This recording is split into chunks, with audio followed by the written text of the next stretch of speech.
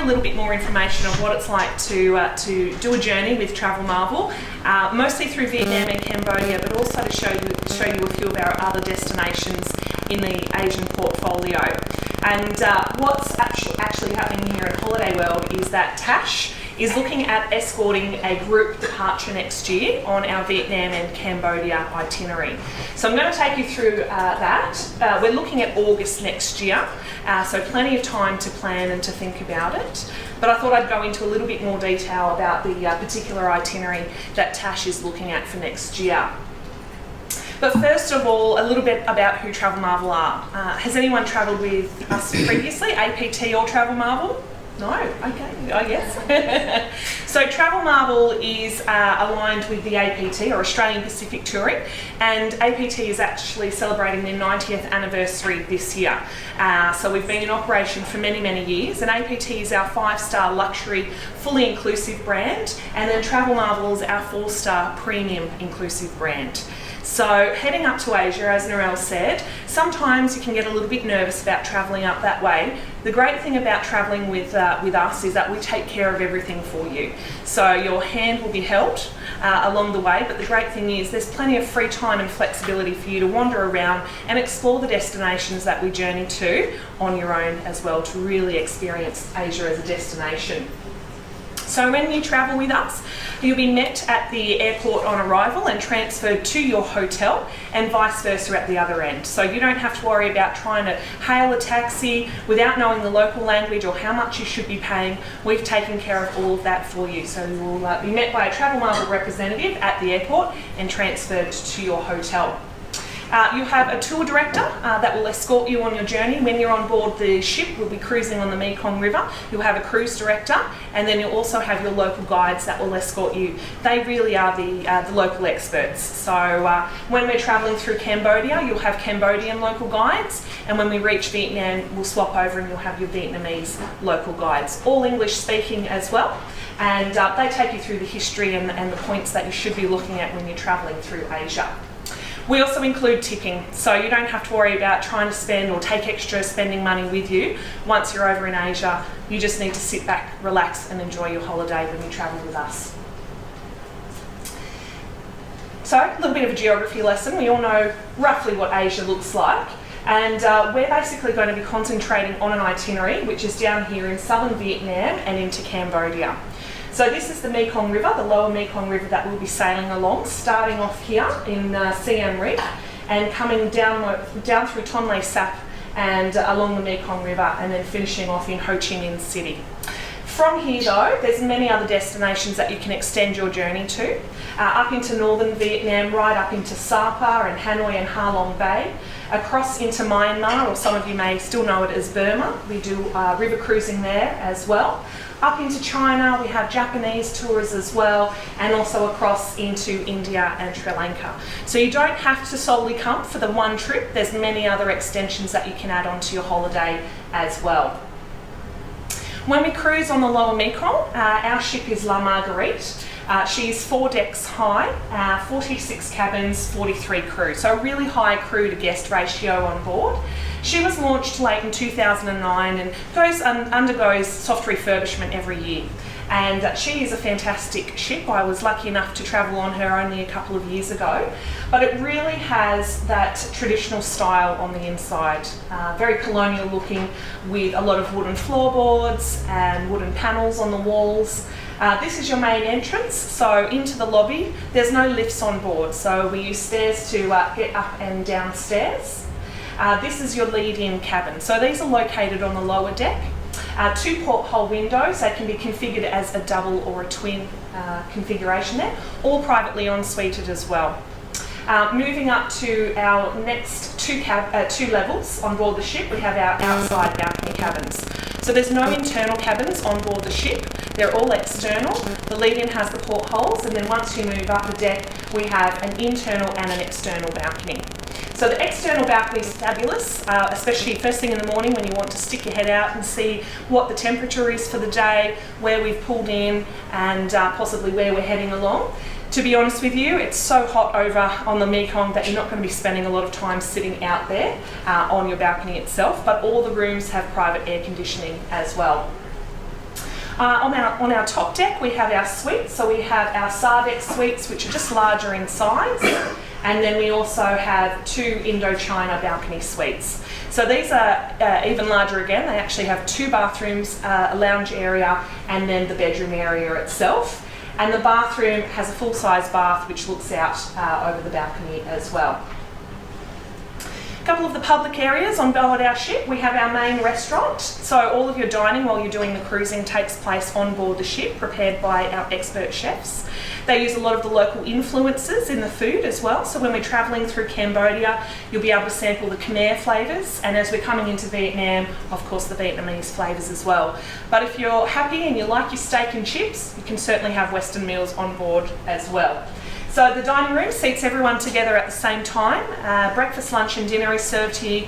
You also have morning tea and afternoon tea served on board, generally up in the lounge area also. And you can sit up on the sun deck, which I'm about to show you as well. Your drinks, all of your beverages are included, so you'll get bottled water every single day to take out on your onshore excursions. You'll have a fridge in your room to keep that nice and cold as well, because a lot of the destinations you'll be travelling to on the Mekong, there's no convenience stores. So unfortunately you can't just pop in to grab a bottle of water, so we provide that for you every day. Then when you're back on board, it's soft drink, tea, coffee, wine, beer, spirits, all included for you along the way. And we have entertainment on board as well. So as you're going through the different areas, as an example, we have our Khmer dancers coming on board, where you'll learn how they bend their fingers so far back, which I certainly cannot do. Vietnam, we have a local Vietnamese group come on board singing us traditional songs and showing us some of their traditional stories and dances. We also have fruit carving demonstrations on board. The local people will come on board. They love to tell you about their lifestyle. They're very proud of their life and love to come on board and share it with us. We have our sun deck up on the top. Now part of it is covered. It's not all out in the sun. And we also have a pool there as well, which seats about 20 people at a time. Really nice, especially in the afternoon as we're cruising along. There's often a nice breeze up on the sun deck to grab a drink and sit in there and chat with other clients that are on board as well. So definitely throw your swimmers in. So sightseeing, on average we've got just over 100 passengers on board, but when we go onshore we'll break you down into smaller groups of 15 to 20 people with your local guide. And you'll also have a headset, so no matter where you are, you could be standing right next to your local guide or 20 metres away, you'll still be able to hear the story that they're telling you. So it works fantastically well if we're visiting pagodas or temples, where a guide obviously can't speak at full volume with the group. So sightseeing onshore every single day, and to meet in with the river cruise, we'll have pre and post touring land journeys as well. And we include a lot of sightseeing. So some of the highlights on this particular itinerary, we have the Cu Chi Tunnels visit in Vietnam, the Angkor Archaeological Park in Cambodia, the Royal Palace in Phnom Penh. Insider experiences which you wouldn't normally be able to do if you were just travelling on your own. We have a visit to Koto Kumho in Ho Chi Minh City, which is a restaurant, and they actually work with bringing young adults off the street, teaching them hospitality and the food and how to cook, and we'll actually have a lovely dining experience there. We visit the opportunities of development through art in Siem Reap, which is an orphanage where the students are learning how to gain experience and money and set themselves up in the world. And we also have an Apsara dance performance when we're in Cambodia as well, which is your traditional Cambodian dancing. You'll also, when you're going along the river, not every destination that you pull into will have a dock. So some of you may have done ocean cruising or river cruising previously, where most of the time you will pull into a destination which will have a nice and easy dock, which you'll just walk on shore. Some of these destinations, they're floating villages, there is no dock. So in order to get you to these excursions, we will put you onto a smaller vessel. So a pretty good level of fitness needs to be around, just so you can climb in and out of these vessels. Life jackets all the way in as we head around, and these actually work fantastically well when we are visiting those floating villages, just to zoom around and have a look and get up close and personal. When we're doing our city stays pre and post, or if you are extending, we use premium accommodation throughout 4-star, centrally located hotels. And you know, an Asian hotel, especially 4-star, is pretty much as good as a 5-star here in Australia, we often like to say. And all of the hotels are listed in our brochure, so you can certainly jump online and do a little bit of research as to where they're positioned and located as well. I mentioned food earlier, so of course we have not only local fare that you can sample while you're on board and throughout your itinerary, but also Western meals as you're going along as well. So heading into the itinerary itself through Vietnam and Cambodia, it's a 12-day essential Vietnam and Cambodia trip. So the itinerary actually starts, we'll fly you into Siem Reap. You'll have 2 nights there in Cambodia. Then we'll transfer you down to the ship, and it's a 7-night river cruise down to Mai To before being transferred into Ho Chi Minh City for 2 nights at the end. So it's nice and relaxing, and the beauty of doing a river cruise is that you get to unpack once and not worry about that suitcase for that whole week, which is just lovely. So I'll take you through some of the highlights. This is your accommodation where you spend 2 nights in Siem Reap. It's the Shintamani Resort. And all of the resorts have their own pools, which is just lovely to escape the heat, especially in the late afternoon. But really, really good quality accommodation where you'll start off. So the flight up into Siem Reap takes around 9 hours or so, depending on your connections, and will transfer you directly to the hotel itself. Your sightseeing starts the very next day. You'll have a welcome dinner on that first day. The next morning we'll take you out where you'll start seeing some of the wonderful temples that surround Siem Reap. This here is Angkor Thom. So if any of you have watched the Lara Croft Tomb Raider movies that were made sort of in the 90s, I think, or early 2000s, this was the temple where it was actually filmed. And it's quite a beautiful temple because a lot of the trees are gripping on to the old relics. So we'll wander around there. You'll hear the history. This was one of the temples that was completely lost to the jungle and only recently rediscovered in the last couple of decades. And now it's undergoing a preservation process. So they're all UNESCO World Heritage listed, all of the temples that you'll be visiting. And there's a whole lot of work being done just to get that preservation up and running again. Coming into, of course, the Angkor Wat complex. So this is one of the largest religious complexes in the world. And we obviously don't have time to go through every single temple that is there, so we take you up to the main and the iconic temple. So you'll walk around here with your local guide. You'll hear about the history, why they think it was built, how it was run, who lived here, and why it was completely abandoned. And majority of the jungle has been stripped back now. So we'll go there in the late afternoon, the cooler part of the day, to do your sightseeing tour, and then we'll stay there for sunset as well. Often we'll have a glass of champagne as the sun is setting. So it's a little bit like Ayers Rock. You know, if you've ever been out to the rock as the sun sets, you'll pick up different colours reflecting off the rock. Same too with the temple itself as well. And it's just fascinating to hear the history of here. And we'll visit the ODA, the Opportunity Through Development of Art, which is a local orphanage that APT and Travelmarvel sponsor. And we go there to visit the children. They'll come out and do a little performance for us, then they'll walk you around and show you where they live. But the great thing is they are learning about art while they're there. So you'll have the opportunity to buy some of their art. All money that they make off their artwork actually goes into their bank account, which they can't touch until they're 18. So when they're 18, they then have to choose which college or university they'd like to attend. The money that they have saved up over the years by being here at ODA goes towards their further education.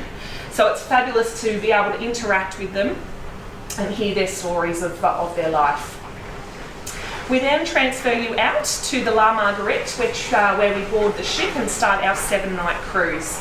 So you'll be taken into your suite, and we start sailing that evening. We have a welcome dinner on board the ship itself, and the next day we start our sightseeing. So we're in Cambodia. You've got your Cambodian guides with you.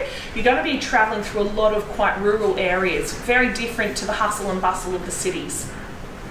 Kampong Chalak will have an ox cart ride through the village itself. So a couple of you will jump on the back, not of the ox itself.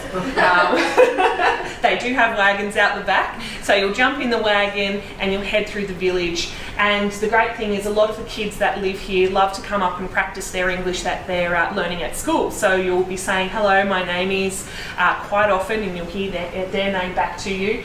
And it's just a really fun morning excursion. That afternoon we visit Udon and we go into the monastery. So you'll hear about the Buddhist lifestyle, and some of our local guides are actually ex-Buddhist monks. So they've tried the lifestyle, didn't quite like it, didn't suit them, so now they've become local guides with us. We'll have a Buddhist blessing and while we're in there, and it's just really peaceful and really calming to hear the chanting of the monks and hear about that Buddhist side of life. Coming into Ko Chin, it's a village tour again. It's great wandering around the villages, looking at the different foods and different articles that you really don't get here in Australia. Ko Chin is known for its silver and copperware. So you'll go to a factory, you'll see how the locals are producing their wares, and then you will have the opportunity to buy some of those products if you'd like to. But it's great just to walk around, even seeing the traditional clothing and hats that the locals wear. Coming into Phnom Penh, we actually spend overnight in Phnom Penh. It's the capital of Cambodia.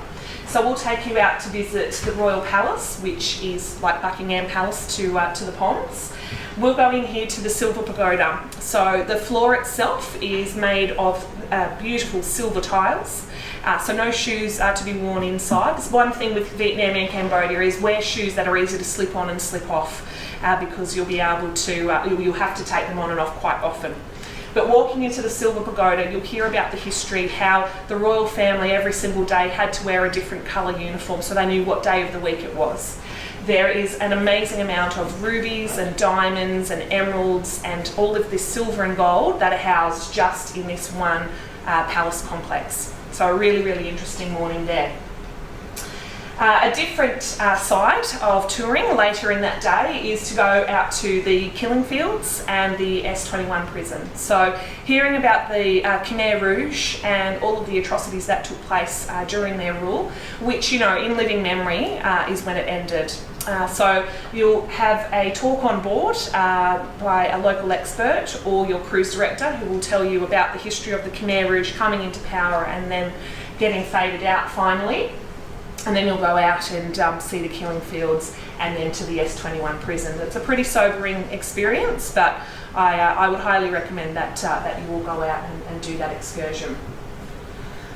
Next day, so we actually spend overnight in Phnom Penh, which I mentioned. So you can go on shore after dinner if you like. You can go on shore and try one of the local restaurants if you feel like it, because the ship will be docked overnight. So it's great to wander around. There's lots of great places to eat and dine, and the cruise director and local guides will always offer fantastic suggestions for you to try local meals. If not, stay on board, eat your meal on board, and then head in afterwards. And lots of tuk-tuks will be waiting at the dock there in Phnom Penh to take you around. It's great to also, in your free time, head around to the Russian markets, which is where you can get really cheap fake DVDs and electronics and things like that. But there's also the traditional markets that you can head to as well for some beautiful silkware and other bits and pieces. So the next day we're heading out. It's a full day of cruising. We're actually cruising from Cambodia, crossing the border and going into Vietnam. So it's quite a nice day just to relax and chill out on board. And you can go on, there'll be talks in the lounge that'll be put on. You can sit up by the pool, enjoy a drink, or if you like, head into our spa and have a massage or get your nails done. So really up to you what you'd like to do on that particular day. However, the next day we're back on shore. So we're going to Tan Chau and everyone gets to enjoy a rickshaw ride. So you'll see lots of the locals using the rickshaws as we're going through some of the little villages, but we have that experience. So one person in each, we have 100 or so rickshaws lined up ready and waiting for us, and everyone jumps on and we head our way and we snake our way around through the town itself, which is pretty exciting and interesting. All the locals like to come out and wave at us. Silly tourists, look at them, but it's fun, right? Then we come into the town of Sardek, and along the way you'll be hearing a bit of stories about Hun Tai Lei. So he was a Chinese man who had an affair with a French writer, Marguerite, I've forgotten her last name, Marguerite Durham. So our namesake of our ship, La Marguerite, is named after this particular writer. So this was his house. It's Chinese inspired. There's a lot more Chinese influence in this town of Sardek. and it's got beautiful antique furniture inside, and you'll hear the story about their passionate affair and the books that have been written ever since. Coming into some more floating markets, Sai Bay. So this is pretty interesting. We'll do this in the morning. So it's the hustle and bustle when everyone's yelling out at each other and bargaining and bartering with each other. And as you go along, you'll notice that it's a little bit tricky to see, but up on these poles, they'll often put the wares that they're selling. So this person must have sold out, but let's say they were selling pineapples, they'd have a couple of pineapples strung up the top there. So when you're down at the water level, you can easily see, right, I need a pineapple, that's the boat I need to get across to. So it's really quite interesting to see that. It could be a bunch of bananas up there, it could be a plastic bucket, it could be whatever they're selling. And it's great just to be mixed in amongst that and hearing all of the bartering and the excitement. They'll often come up alongside our ship as well and try to sell and barter with us, so you're more than welcome to try your hand at buying some of the local food or whatever it might be, but often they're quite happy if you just wave them away and said no thanks, not this time round. Coming on shore, we also visit a local rice paper manufacturer. So this is a town that is well known for its rice paper exporting, so you'll get to try your hand at making some rice paper. It's great to watch all of your fellow travellers try how perfect the locals do it compared to not how so perfect the way we do it. They come out all wrinkled, but very interesting to see how the locals are making money in their little village. We then finish our cruise and we transfer to Saigon or Ho Chi Minh City. We have here the Fusion Suites in Saigon, brand new build, only a couple of years old. Absolutely stunning, centrally located, easy to walk down to the markets or the shops or wherever it might be that you'd like to try. We come here and we have a visit of the Cu Chi Tunnel. So it's a bit of a coach ride outside of the city itself. Very interesting to hear, of course, about the tunnels themselves. Here you can see, of course, one of the local guides that takes you around, popping out of one of the tunnels. A little bit small for us Westerners to get down and scramble around, but they do have what they like to refer to as the white people's or the Westerners tunnel. So if you really want to try and get down and experience what it's like or what life is like down in one of the tunnels, they have one that we can actually go through. There's many parts around the Cu Chi tunnels which still haven't been cleared of either landmines or bombs. You'll see a lot that have been recovered since the Vietnam War, or as they refer to it as the American War. The local guide we had, he was telling us the story that his father worked for the Americans during the Vietnam War. He was a typewriter, and after the war ended, his family was shunned because they sided with the Americans. Unfortunately, he couldn't get a job anymore in normal society. He was very lucky that he was able to go to university and has become working in the tourism industry, become a local guide. But it's really interesting to hear so many years later that the war is still affecting how people act and interact with each other. But some pretty interesting history to see here at the Cu Chi tunnels. We also have, because we've got the 2 nights there, we also have a day where you can choose what you'd like to do. So you don't have to have a guided tour with us as such. You can have free time, or you can choose from either a Jeep military tour around town, a shopping tour, a guided city tour to see the old and the new part of Ho Chi Minh City, or we have a Vietnamese cooking class. So you'll get the local produce, you'll learn how to cook, take the recipes home with you and indulge in a lovely lunch or dinner if it's later in the afternoon. So it's a hustle and bustle quite of a city. You've come from Saigon, which is nice and gentle, it's quite relaxed, you're going to the markets. If you don't want to bargain with the locals at the markets, you don't have to. You come to Vietnam, they will literally chase you down the aisle until you're quite forceful and say, no, I definitely do not need another leather handbag, thank you very much. But it's all part of the fun, and the local guides and the tour directors will help you and give you tips on how to barter and bargain if you want to do that while you're over there. It's a lot of fun. I say definitely give it a try. You're not going to break any hearts if you're not buying anything. And if you're buying a US $2 shirt, it's okay if you don't bargain as well. We can afford that. We like to finish off with a farewell dinner in Saigon, and then a great thing to recommend is to go up on a lot of the rooftop bars. You can actually make your way around town, and as the sun sets, the city really comes to life.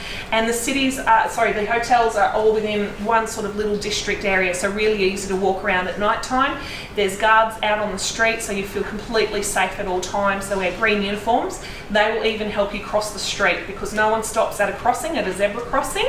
The bikes and the trucks and the cars keep whizzing past, and we'd be standing there forever. So they have these fantastic guards that will come out just to slow the traffic down and walk you across the street. So it's definitely an exciting city to visit. So we'll finish up the trip there, but then you can extend if you'd like to, either before or after. So I'll go through a couple of options on those in a moment. But just to give you a bit of background. So the itinerary that Tash is looking at is just that, and that was just a really basic rundown of what you would see. There's a whole lot more included. But we're looking at taking this trip away in August next year.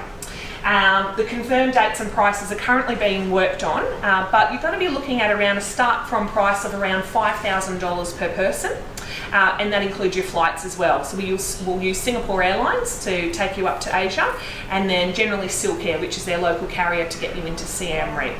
So really great entry point, price point. Now August is a great time to visit Siem Reap. I'll talk about Cambodia and Siem Reap first. You're avoiding the crowds of high season. So, you know, when you're walking around, especially Angkor Wat and the temples, and going to the marketplace, you don't want to feel like you're being, you know, bunched in. We just want to give you a little bit more free range to walk around. Rain is possible, but generally of late evening over at night time. So it really isn't affecting our touring, which is fabulous. The water levels are high as well, so it makes great time for sailing. Sometimes in the lower Mekong, they can have issues with low water. So at this time of the year, we're certainly avoiding all of that. That tends to come a couple of months later. Your average temperature is between 25 and 32 degrees, so it is quite warm, but it's not the heat, it's more the humidity that's going to get you. So what we've done, we've designed our itinerary to do a majority of your sightseeing either in the morning or of the late afternoon when it's starting to cool down, not in the middle of the day when it's blazing sun and hot. During that time, you're either back at your hotel, you're walking around the shops in the aircon, or you're back on board the ship and we're cruising to our next destination, so you're in the aircon. Temperatures in the Angkor complex are typically 7 degrees cooler due to the forested area that surrounds the temple complex itself. Okay. Coming into Ho Chi Minh, so weather in Ho Chi Minh City, it is actually quite similar to what you will experience in Siem Reap in August. Again, if rain should occur, it generally takes place mid to late afternoon. Spelling mistake. That should say with a downpour for an hour or two before clearing. When I travelled over there in September, and it was literally the heavens would open, and then within half an hour to an hour, it's all dried up again. So it didn't really hamper too much on our sightseeing, which was great. Temperatures will range from between 25 degrees and 35 degrees during the day in August. Again, humidity. And no matter where you are, there'll always be the humidity. So we always provide you, as I said, with the bottles of water. Definitely wear comfortable walking shoes and light clothing as well. So definitely no need for jackets or any winter gear whatsoever when you're looking at this trip. Just comfortable clothing. We don't have any sort of formal nights on board. We have a welcome dinner and a farewell dinner. So if you just want to wear something a little bit more smart casual for those evenings, you can. But it's certainly up to you, because I tell you what, there's nothing nice about getting dressed up and then being dripping in sweat, that's for sure. So, a couple of the extensions onto this river cruise itinerary. So this is our 20 days, wonders of Vietnam and Cambodia. You'll actually start up in Hanoi. So you have 2 nights in Hanoi, then you'll cruise out onto Ha Long Bay for 2 nights. Then we'll come back down, we'll fly you down into Da Nang, you'll go down to Hoi An for 3 nights. And Hoi An is a UNESCO World Heritage listed village as well, so it's got a lot of the traditional old Vietnamese looking village. Then up to Hue for a night before we come down to Ho Chi Minh City, and we actually cruise up to Siem Reap. So the itinerary there will be in the opposite direction. Some of the sites you'll see, you'll have a guided tour of Hanoi when you first arrive into there. Very bright, vibrant, just a little bit like Ho Chi Minh City. Lots of people, hustle and bustle, but they have these lovely parks because of the French history. There's amazing French architecture to wander around, and these beautiful park spaces where you can just get away from that hustle and bustle and relax. You'll spend 2 nights at the Movenpick Hotel in Hanoi. Beautiful, beautiful place. Again, centrally located, very easy for you to wander around during your free time. We'll have a welcome dinner at Koto, which is where they're bringing the underprivileged children off the street and teaching them how to cook and serve in a restaurant.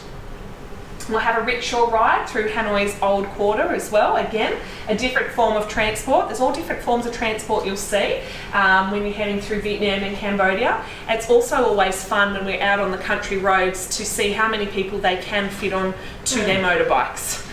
I think at one stage it felt like there was about 12 people on a motorbike that went past us. Safety laws are a little bit more relaxed when you're heading through Vietnam and Cambodia, but not with our clients, of course. Heading up onto Ha Long Bay, we have a 2-night cruise. Wonderful to go through these little islands and these bays. From here you can learn to do Tai Chi up on the sun deck, or take a canoe and go out and visit a couple of the smaller islands. Often there's some of the traditional looking junks still floating around that you'll be able to see while you're cruising on Ha Long Bay. And this is sort of the images that you'll be seeing up there. Lots of little floating villages that you'll visit or see along the way. Often people that live here have been born and will die here. They've never even put foot on solid ground. They just live their whole life on these floating villages. Coming into Hoi An, as I mentioned, it's UNESCO World Heritage listed. Fabulous destination, great for tailoring and silk. If you want to get a shirt or a blouse or some pants made, they can do that, within a couple of hours it's whipped up for you. Also lantern making, they're really well known for their lantern making here, so makes for some great souvenirs to pick up. Wandering along the canals there, we'll have a walking tour, and we have a cooking class that's included for everyone as well to take you. And one thing I will mention, when we're doing these extensions, it's smaller groups of around 30 people. So it's only once you're on board the cruise itself, we increase to just over 100 people. But for the pre and post, you're only travelling with a nice small group of around 30 people. And you'll come down in Hue and we'll have an overnight here in the Pilgrimage Village Resort, which is a lovely place to hang out by the pool there as well.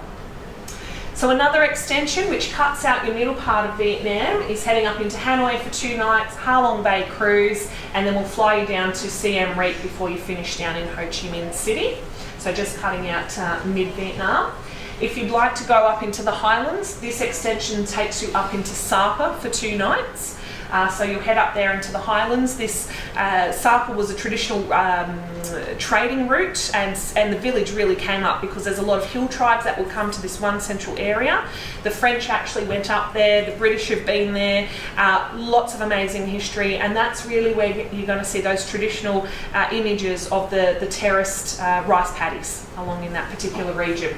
So you do that northern section first and then come down to finish with your Mekong cruise. And this itinerary also includes northern mid-Vietnam with Sapa and then your cruise at the end. So a couple of nice options there in the Vietnam, Cambodia. But then if you're looking at doing a few other destinations while you're up in Asia, we also travel through Vietnam, I've just mentioned Vietnam, Myanmar, Japan, China, and now also India and Sri Lanka. So Myanmar is one of the newer destinations for Travelmarvel to actually venture into.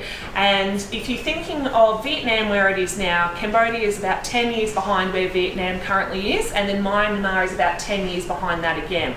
So it's a brand new emerging destination, really quite untouched at the moment by Westerners and tourists.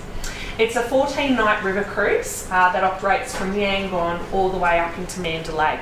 So the main reason why we're doing it all on board the ship itself is some of the hotels aren't quite up to the right standards, nor the roads. They're not 100% paved at the moment, so it could make for quite a bumpy road. By having everything on board the ship, it's an easy, smooth gliding holiday from Yangon up into Mandalay itself. So this is our ship, the Princess Panwa. Again, all Travelmarvel guests will travel together. She takes just under 100 guests on board. You'll have your local guides and you'll go on shore in smaller groups of 15 to 20 people. So really it feels like you're stepping back in time almost to some of the villages and destinations that you'll be visiting. So this is the Golden Shwedagon Pagoda.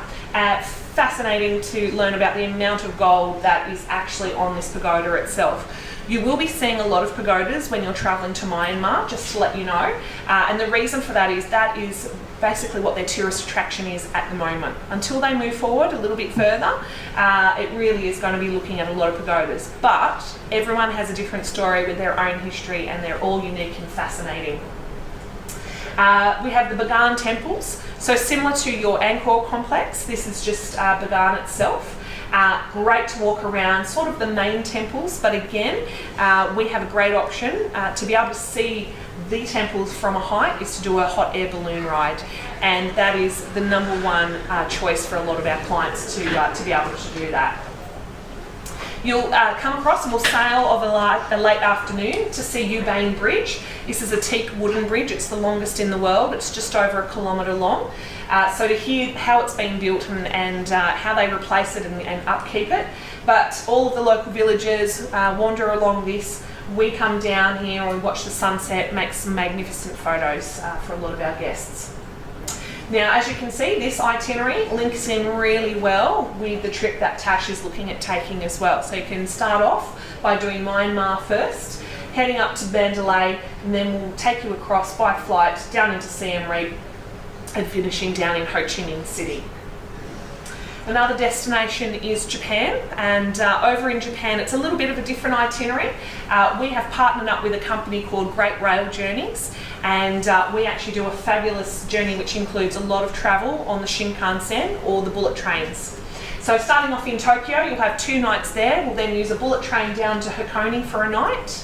Then we'll head up to Matsumoto and Takayama, which has some amazing castles, really historic castles from around the 14th and 15th century. We'll then take a train down to Nagoya and then head down to Hiroshima for 2 nights, and then up to Kyoto for 3, down to Nara for a day. Now Nara is a day trip and it was actually the original capital of Japan before it moved into Tokyo, and then we finish down at Osaka where you can fly out from there. So Japan, again, a mysterious destination, absolutely fascinating to some of the places you'll be visiting. This is the Asakusa Kannon Temple, right in the middle of Tokyo. So it's in this hustle and bustle that surrounds you, and then you walk into this temple complex and it's nice and peaceful and relaxing.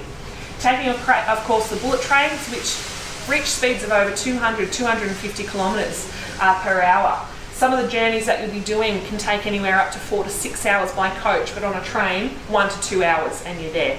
So you'll have a designated seat, you'll travel all with the group, there's 30 of you travelling together, and you'll have your escort that takes you around. Really fascinating just to see how the train system works in Japan as well. We visit, of course, Mount Fuji. We'll take the cable car ride up to, I think, the 5th station, so you're about halfway up to see some of the wonderful views. This photo is obviously taken in springtime, so when the cherry blossoms are out, so that's around your April sort of time of year. And when we're in Kyoto, it's always great to walk around the old town and try to capture a glimpse of the famous geishas that walk around there. Quite elusive they are. And as you can see, that itinerary, we'll do Japan first, and that also fits in with that cruise from Siem Reap down. Heading now into China, so another fabulous part of Asia. Our 13-day Imperial China starts off in Beijing for 3 nights. We'll fly you down to Yichang, and then it's a 4-night river cruise on the Yangtze River, before we come up to Xi'an, home of the Terracotta Warriors, for 2 nights, and then across to Shanghai with a visit down to Wuzhen as well before heading home. So we'll take you up to the Great Wall of China. We take you up to a part of the wall that isn't so touristy, so it's a little bit further out of Beijing itself. But what it means by going that little bit further, you basically have that section of the wall all to yourself, which is lovely, and you're not getting hassled by the local market, to buy something. Great tour. We also in Beijing visit the hutong. So a hutong is the traditional house or housing complexes which are built like a square, and the courtyard is the central gathering area for all the local families that live in that region. So we'll take you on a rickshaw ride. Unfortunately, due to development, a lot of these hutongs are being destroyed and sort of completely wiped out. So it's definitely worth having a trip and visiting these when you're in Beijing. You'll cruise the Yangtze in absolute style. A bit like the Mekong River cruise, we'll put you onto smaller vessels which will allow us to get into the smaller tributaries along the way as you're going through the three gorges. Just stunning. And there you can see as well that links in with the Mekong River cruise. So lots of different pieces of the puzzle we can sort of mix and match to come into the one trip, which is fabulous, and it's just a wonderful part of Asia to visit. Now, last but not least, I did mention India and Sri Lanka as well. So these at the moment don't link in with our Vietnam and Cambodia trips, but it's something a little bit different you might want to think about. So we have our 20-day Colours of India. You'll actually fly into Delhi and you'll do the Golden Triangle. So 2 nights Delhi, 2 nights Agra, 2 nights Jaipur. Then you'll fly across to Patna and we have a 12-night river cruise on the lower Ganges River. So I know some people, when you think of the Ganges, I'm pretty sure I can imagine exactly what you're thinking: dirty, people, pollution. So the nice thing about the lower Ganges is this is actually going through the rural region. So it's a lot more calm, it's relaxed. You're looking at grass fields, cows, rice paddies. It's just a lot more relaxed. So there's a lot of history coming down and through this particular area. You'll hear about, of course, the British being there for so long, and the conquests and the battles that were fought before it was then, of course, handed back across to India many, many years later. We also have Sri Lanka. So Sri Lanka is what a lot of people like to call their soft introduction to India. Lots of trade routes have come through. You've got Portuguese history, you've got Arabic history here. And this is great, getting right up into the highlands. You're seeing a lot of the tea plantations as well when you're coming through here. But that's a fabulous round trip there as well, finishing off in Colombo. So just to mention, all of these itineraries that have flights included, that's all included in the price as well. So you'll travel together as a group with your tour director.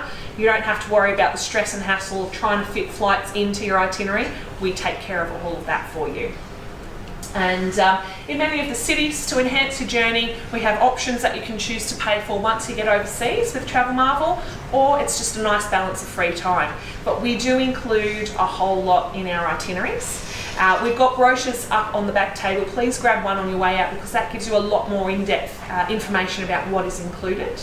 And when you do travel with Travelmarvel, you automatically become a member of our travel club. So the more trips you do with us, the more benefits that come along. Most of you, this looks like it might be your first trip with Travelmarvel, so you'll automatically become a silver member.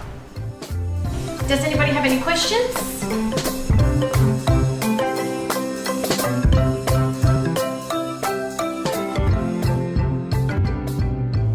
So when I've travelled through Vietnam, safety wasn't an issue that I came across at all. So there was some nights we went out as a group.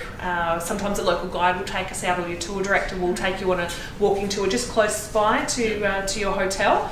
Or if you feel like venturing out, just a couple of you together, there's honestly no problems with that either.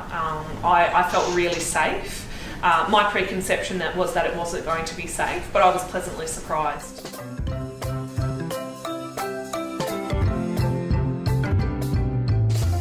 We don't have specified single cabins, but we take singles on board, but they're just not designated single cabins. So, yeah. So it's a twin. It's a twin cabin. Yeah. But you can come as a single. There'll be a supplement. Correct. There is a supplement, and often we'll sometimes, generally when the new brochure comes out, there can be deals where it can be up to 50% off the solid supplement as well. So, but Tash and Narelle and the team will be able to look at that for you. Yeah.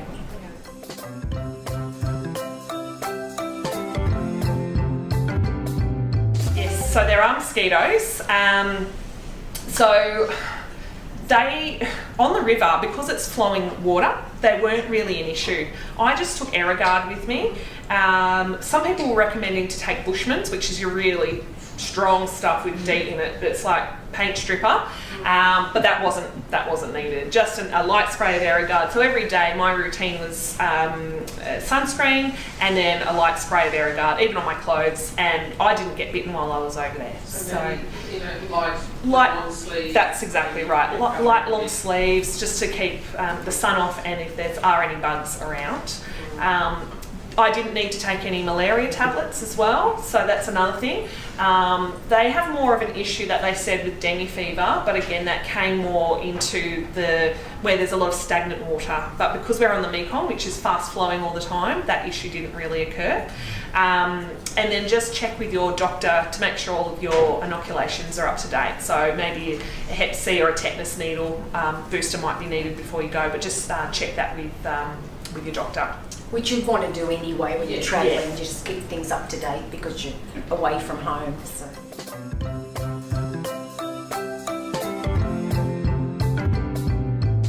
So it's not the wet season. We don't do any touring in the wet season, so we're completely avoiding that. It's in the drier season, but yeah, just those occasional heavy downpours, but not your torrential downpours for. And we did travel in August, and I was a bit worried about that, and it was fine. There were rainy days, but it didn't stop us at all. I think one day we had to take an umbrella, so exactly like you said, they had downpours and then it cleared and that happened again. So yes, it can rain any time. So, but it's definitely not. We're completely avoiding the wet season. So no flooding, no monsoonal seasonality. That's long gone. Yeah, fabulous.